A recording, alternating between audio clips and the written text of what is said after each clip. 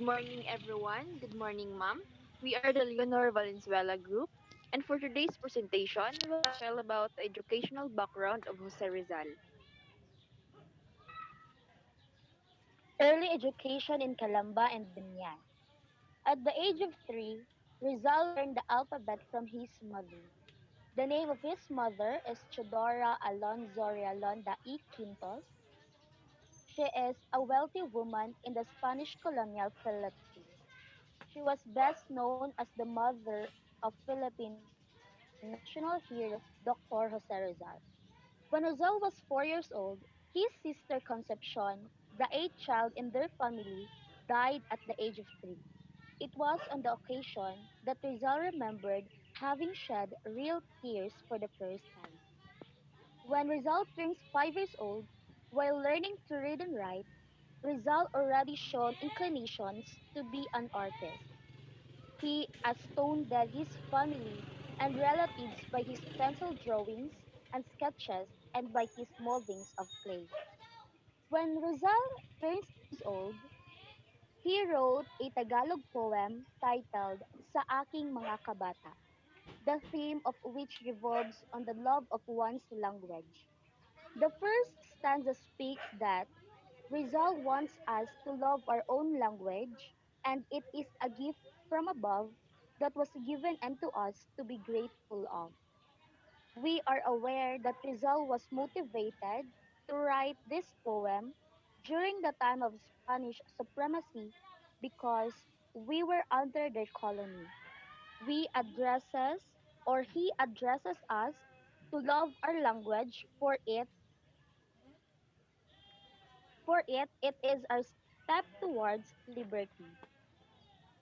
Dr. Jose Rizal was then 8 years old when he wrote this poem because he wanted to reveal his earliest nationalist sentiment.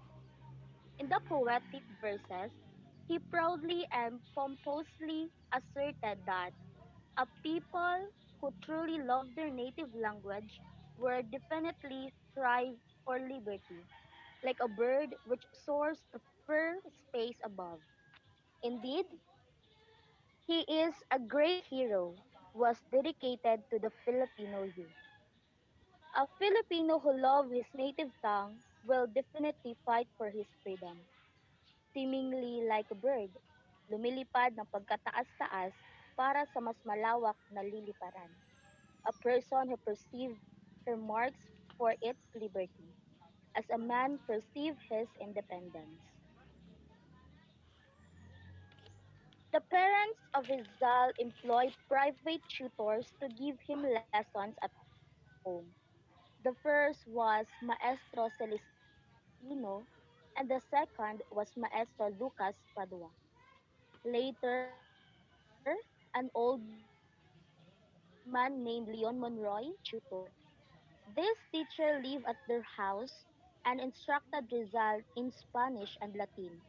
Unfortunately, he did not live long. He died 5 months later. After Monroy's death, his parents decided to send their gifted son to private school in Binyan. First day in Binyan school, Pasiano enrolled Rizal to the school of Maestro Giustiano Aquino Cruz. Rizal met the bully Pedro. Rizal was angry at this bully for making fun of him during his conversation with their teacher.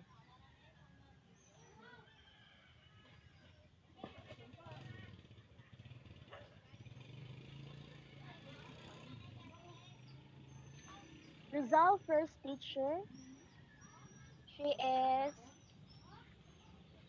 Chodora Alonzo Realonda y Quintos, his mother.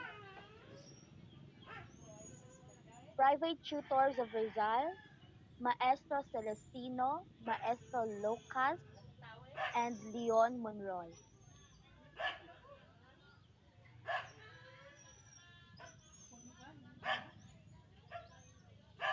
Education in Manila. Rizal entered in 1872 at the Ateneo Municipal de Manila established by the Jesuit.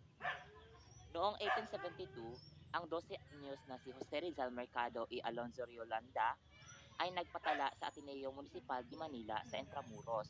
Inilunsad ni Rizal ang kanyang sarili sa mga pag-aaral na nagtalas hindi lamang sa kanyang kapasidad para sa pisikal na pag-iisip at pag-unawa, kundi pati na rin ang kanyang pagmamahal sa Diyos at bayan. Bachelor of Arts degree in 1877 at the age of 17. Noong 1877, sa edad na 16, nakuha niyang ang kanyang Bachelor of Arts degree na may average na excellent mula sa Ateneo Municipal de Manila. Graduated as one of the 9 students declared sobresalient. Unang nag-aral si Rizal sa ilalim ng pagmumuno ni Justiniano Aquino Cruz sa Binyan, Laguna. Ipinadala siya sa Maynila at nag-enroll sa Ateneo Municipal de Manila. Nagtapos siya bilang isa sa siyam na estudyante sa kanyang klase na nagdeklarang sobresalient o outstanding. Continued his education to obtain a degree land in degree land surveying and assessor.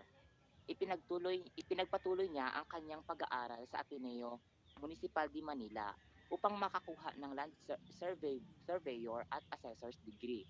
At kasabay nito sa University of Santo Tomas, Faculty of Arts and Letters kung saan siya nag-aaral ng Philosophy and Letters.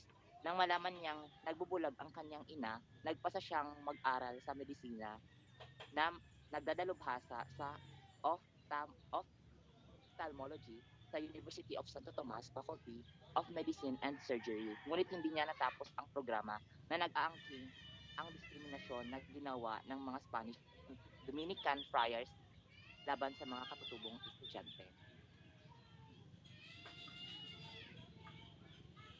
Ateneo Municipal de Manila. Rizal was a member of the Academy of Spanish Literature and the Academy of Natural Science. Maliwanag na mas mahal ni Rizal ang kanyang mga Jesuit or Hisweta na profesor sa Ateneo kaysa sa mga Santo Tomas dahil mahal siya ng una at naging inspirasyon niya ang napumunta at ituloy na ang mas mataas na edukasyon habang ang huli ay nagpakita ng hindi pagkakagusto ng mga Indio. Dahil dito, nagpatuloy siyang lumahok sa mga curricular na aktibidad sa Ateneo at kumapit sa kanyang pagiging miyembro sa Kongregasyong Marian, ang pagkapangulo ng Academy of Spanish Literature at pagiging sekretarya sa Academy of Literature at pagiging sekretarya sa Academy of Natural Science na nagpapakita ng kanyang katapatan sa pag-aaral. Ang mga grupong ito ay mga eksklusibong lipunan sa loob ng Ateneo kung saan ang mga may talento lamang ang kwalipikadong maging miyembro.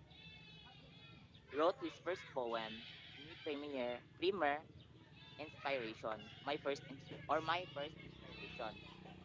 Ang aking unang inspirasyon, 1874. Ang tulang ito ay isinulat bilang parangal sa kaarawan ng kanyang ina, gaya ng iminungkahi ng mga katagang, pabango ng mga bulaklak, mga awit ng mga ibon, listahan ang iyong araw ng pamumulaklak at maligayang araw. Ang mga tula ni Jose Rizal ay nagpapakita ng kanyang walang hanggang pagmamahal at paghahalaga sa kanyang ina. Para sa kabataang Pinoy, isinama rin niya na dapat mahalin ng mga Pilipino ang sarili nilang mga magulang or especially sa kanilang ina. Ang una kong inspirasyon, isinulat ito ni Rizal para ituro sa atin na ang ating ina ang dapat nating una na inspirasyon tulad ng ating ina ang nagdala sa atin at nagbibigay sa atin ng suporta mula sa simula pa lamang. He also wrote, through education, our motherland receives light and the intimate alliance between religion and good education. Ibinahagi ni Rizal ang kanyang ideya tungkol sa kahalagahan ng edukasyon upang maliwanagan ang bansang pakipakinabang upang magkaroon ng kalayaan sa lipunan para sa bawat bansa. Maaari rin itong magbigay sa atin ng kinakailangang kaalaman, kasanayan at saloobin upang palawakin ang abot-tanaw ng ating mga iniisip.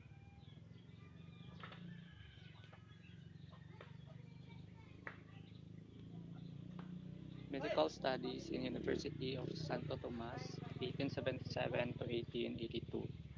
So UST was under the Dominicans, rival of the Jesuits in education. So he studied philosophy and letters during his first year. During his first term in 1877 to 1878, in UST, he studied cosmology, metaphysics, theodicy, and history of philosophy. So, after graduating with the highest honor with the degree of Bachelor of Arts, which was equivalent to only high school during the Spanish time, and Ateneo, Jose Rizal decided to continue his study in Manila. Next. So he shifted to medicine, specializing in ophthalmology when he found out that his mother was going blind. After finishing the fourth year of his medical course, Rizal decided to study in Spain. He could no longer endure the rampant bigotry, discrimination, and the hostility of the university in Santo Tomaso. One of the reasons why he chose to study medicine was his desire to cure his mother's growing blindness. Due to cataract, his grades in medical course were fair and good, unlike in Ateneo, where he got all excellent grades in all subjects. So, shortly after finishing fourth year of his medical course, Rizal decided to continue his studies in Spain. In spite of his enormous success in literary field, he was no longer happy in his stay in the Dominican-owned school. He felt he could no longer endure rampant bigotry, discrimination, and his hostility prevailing in the University of Santo Tomas. So, aside from his strong desire to finish his medical course due to his mother's illness, there were three other reasons why Rizal decided to continue study abroad. So first is the bias and hostile of the Dominican professor against him. Second, he was disgusted with the antiquated method of the instruction in the university. And lastly, the racial discrimination that the Dominican professor had against Filipinos.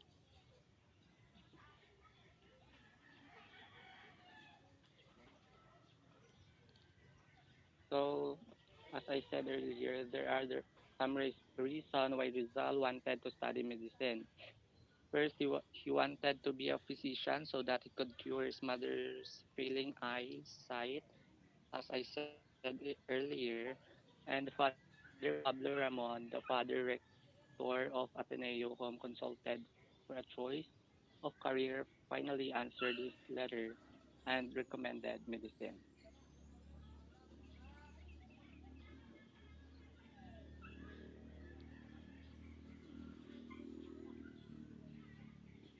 Next is the academic journey to Spain. His departure for Spain was kept secret from Spanish authorities, suppliers, and even so disillusioned with how Filipinos in the Philippines were regarded as second-class citizens in institutions of learning and elsewhere. The national hero Rizal left the country in May 1882 to pursue further studies abroad.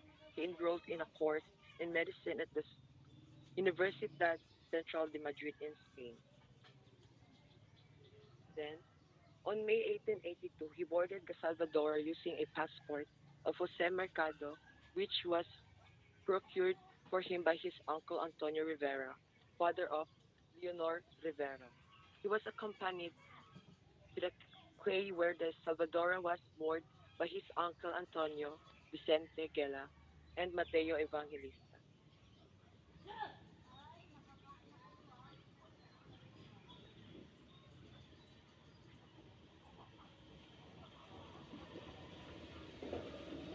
On November 3, 1882, Rizal earned a licentiate in medicine at the Universidad Central de Madrid, where he also took courses in um, philosophy and literature.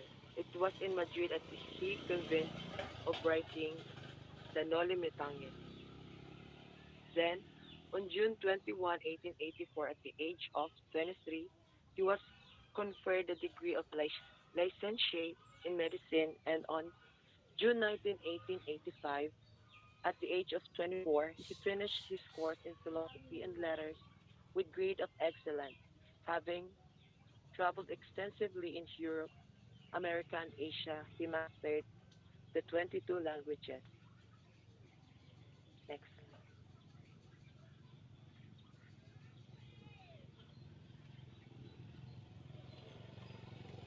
Jose Rizal went to Paris and Germany in order to specialize his ophthalmol- ophthalmology.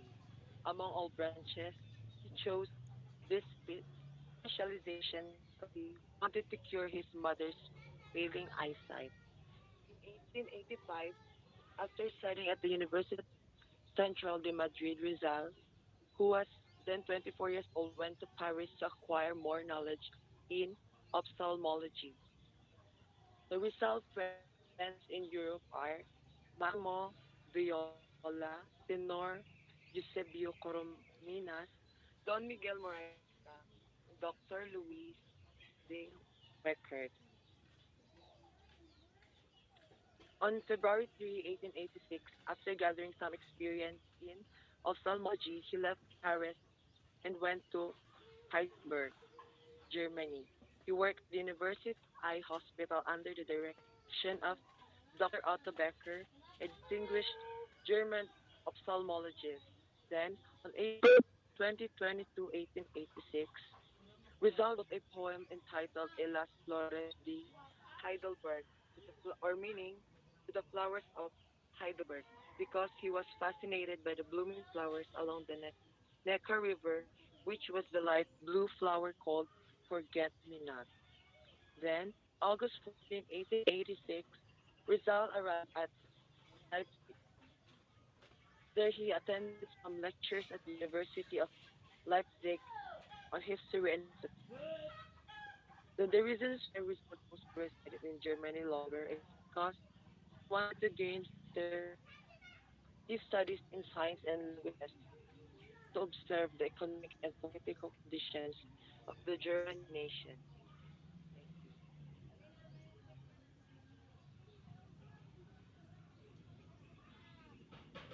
Rizal's friends in Europe.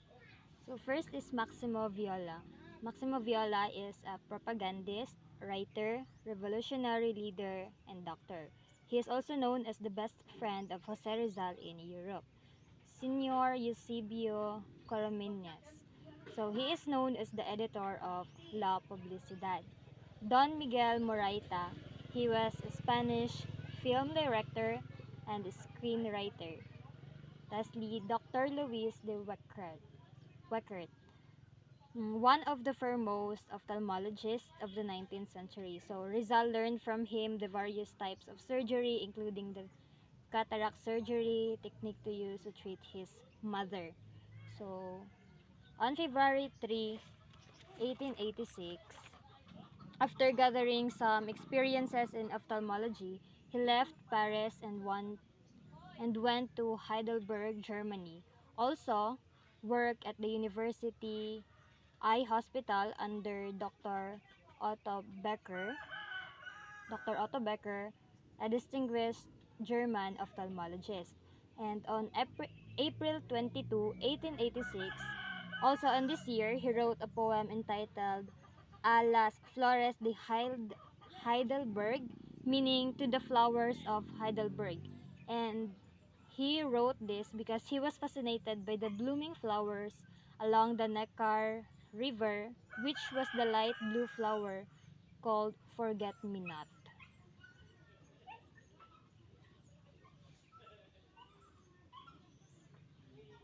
So, on August 14, 1886, Rizal arrived in Leipzig and then he attended some lectures at the University of Leipzig of History and Psychology. So, part of his activities in this city was to attend at the lectures given by a German professors in history and psychology. So, he came to know Professor Friedrich Ratzel and Dr. Hans Mayer. So, Professor Friedrich Ratzel is a famous German and historian, while Dr. Hans Mayer is a German anthropologist and a friend of Rizal. So in Leipzig, ano ba? In Leipzig, Rizal translated the Schiller's William Tell from German into Tagalog so that tama di ay. So that Filipino might know the story of the champion of Suez independence. So sa kanyang pag-aaral sa Europe, nagkaroon siya ng pagkakataon na bumisita sa Switzerland at alamin ang kwento ni William Tell. Sa pagkakita ng mga pagkakatad ng mga pakikibaka ng mga kaya niya isinalin sa Filipino ang dulang ito. So this drama is written by Friedrich Schiller in 1804. He also translated the Hans Christian Andersen's fairy tales. Natapos niya ang pagsasalin sa Tagalog noong 1886 at ipinadala ang mga kopya sa Pilipinas bilang regalo sa kanyang mga pamangkin upang malaman din nila kung ano ang binabasa ng mga bata sa Europe. So Rizal found out that the cost of living was cheapest in Europe so that he stayed there for almost 2 months and a half. And because of his knowledge of German, Spanish, and other European languages, he worked as a proofreader in a publisher firm. So, on August 29, 1886, he left the Leipzig and went to Dresden, where he met Dr. Adolf Meyer, the director of anthropologists and ethnological museum of the city. Next.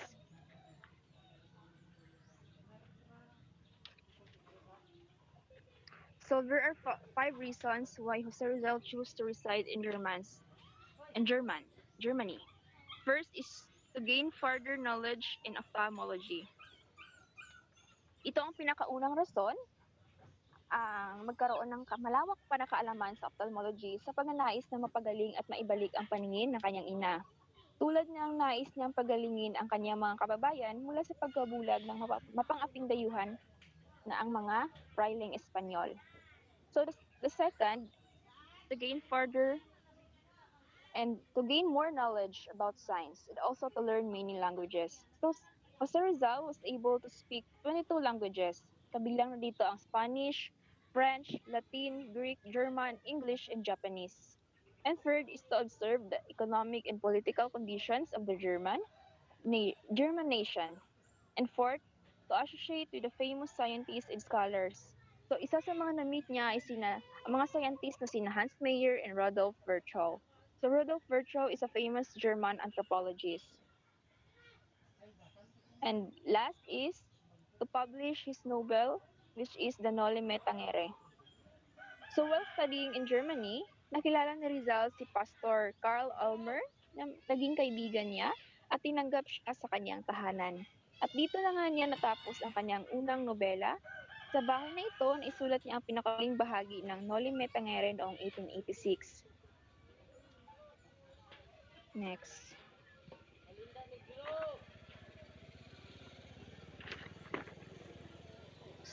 So, Jose Rizal earned a licentiate in medicine and at the Universidad Central de Madrid, where he also took courses in philosophy and literature. It was in Madrid that he began writing Noli Me Tangere. So pagkatapos ng kanyang pag-aaral sa medisina sa University of Santo Tomas noong May 3, 1882, ay dumating siya sa Madrid noong September 1882 para ipagpatuloy ang kanyang pag-aaral.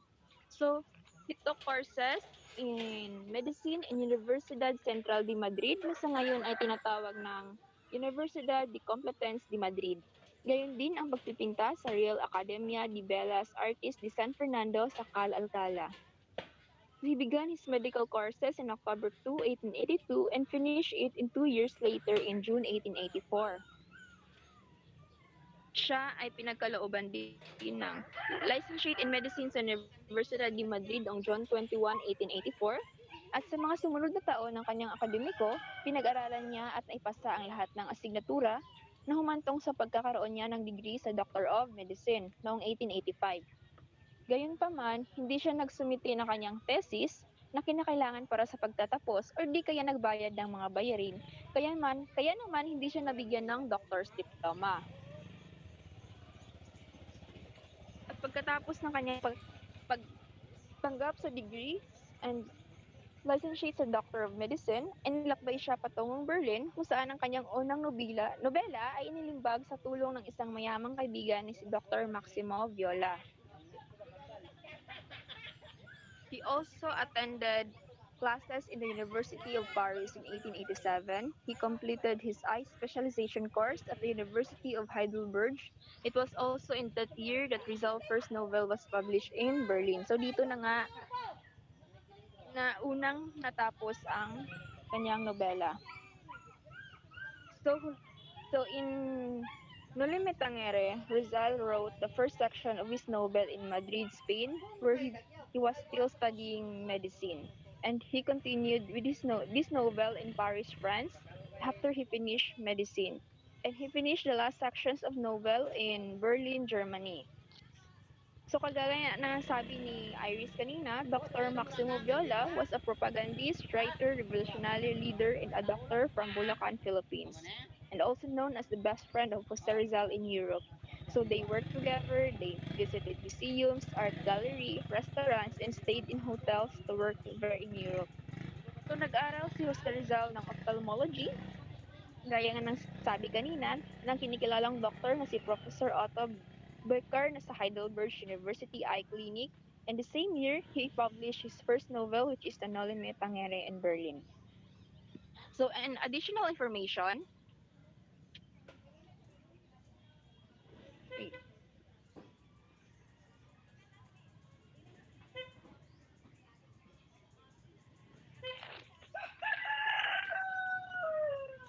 additional information, si Jose Rizal ay sinasabing maraming kakayahan sa iba't ibang kasanayan sa paksa at wika. So, ang ating pambansang bayani ay isa ring doktor, magsasaka, naturalista, na kung saan natuklasan niya ang Draco Rizali, isang maliit na butiki, Apogania Rizali or isang salagubang, at isang Raphocaros Rizali or isang palakpak. Isa din siyang manululat, visual artist, atleta sa martial arts, fencing, and pistol shooting, and musikero at social scientist. And that's all po. Thank you.